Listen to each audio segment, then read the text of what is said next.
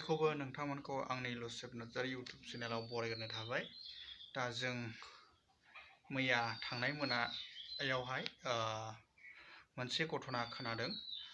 जों दहाय फुङावसो मिथिनाय जादों जोंनिनो चिरां मालिविटा बिसिडिसि सिङाव थानाय आनन्दनि एसे साहा मोनसे गामि दं जमनागुरि, जोंनि न'निफ्राय 3 किल'मिटारसो जागोन।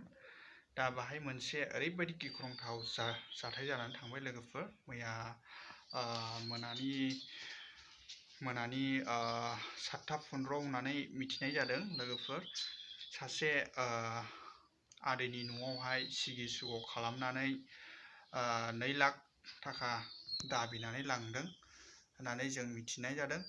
आरो लोगोसे जाय बे आदैनि बिसिनि सनाफोरखौबो लांदों होननानै जों खोनादों। आरो बिथांमोना ओरैबायदि सिगि सुग' खालामनानैहाय फैसाखौ दाबिदोंनो। फार्स्टआवहाय बिथांमोना हावलाद सिस्टेम फैसा बिग्रोदोंमोननो 10 लाख। बिनि उनावहाय मा हिसाबैबा बिदि बिफैखो, बिथाङा आदैया एसे एनै गय बिजनेस गेलेयोमोन, नोंथाङा सिनायखायो जानो हागौ बिथांखौहाय। बिथांनि अरिजिनेल नामा जाहैबाय अबिनाश मोसाहारि आरो ओरैनो नामा जाहैबाय बेखौ लेवरा होननानै बुङोमोन। बयबो नोंथांमोना मिथिखागौ, लेवरा माहाजोन होननानै बुंब्ला बेखौ मिथियो। एसे मानसिया एसे हायथाथामोन। दा बे एसे एनै गय बिजनेस गेलेयोमोन आदैया। दा बिनि न'आव फैनानै बिसोरो जोंनि बर' मानसिफ्रानो आखायाव हाथियार लानानै बिथांनि न'आवहाय बेबायदि गाग्लोबफैनानै बेबायदि रां रुफा दाबिनानै लांदों। आरो बिनि न'खरनिफ्रायनो चिरां जिल्लानि सिङाव थानाय मालिविटा बिसिडिसि गोलैयो नामा जमनागुरिया। दा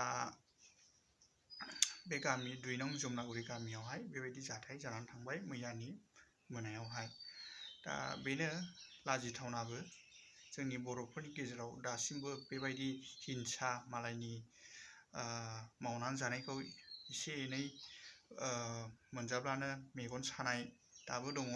दा बिथांमोना मा हिसाबै बेनावहाय बेबायदि खालामफैखो जों बेखौ मिथिनो हाला।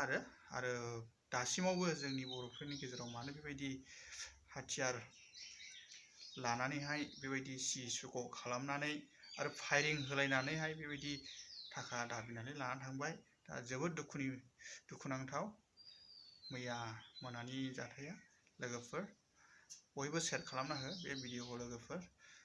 दा बेबायदिनो जानानै थांबाय। बेनोसै नोंथांमोननि सिगाङाव फोरमायनाया।